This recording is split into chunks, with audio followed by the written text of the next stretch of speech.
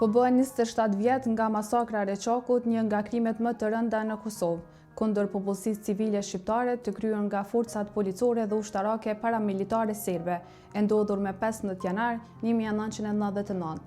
Në këtë fshat të shtimës, 45 shqiptar civil u vranë, të cilët u ekzekutuan në mënyrë çnjerëzore, vetëm pse ishin shqiptar, të paarmatosur, të nxjerrë nga shtëpitë e tyre, u vranë dhe u hallën në një luginë. Pamjet rënditën botën, shpalosën të vërtetën rreth planit gjenocidal të kriminalit Slobodan Milošević. Reçaku u bë dëshmi e një krimi kundër njerëzimit dhe moment ky që ndryshoi rrjedhën e historisë, duke nxitur reagimin ndërkombëtar dhe rrugën drejt ndërhyrjes së NATO-s.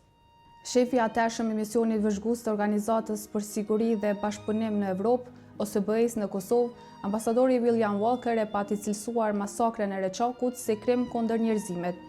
Sot me nderim dhe respekt të thellë, përkulimi para kujtimit të martirëve të Reçakut, duke riafirmuar zotimin tonë se e vërteta nuk do të harrohet kurrë.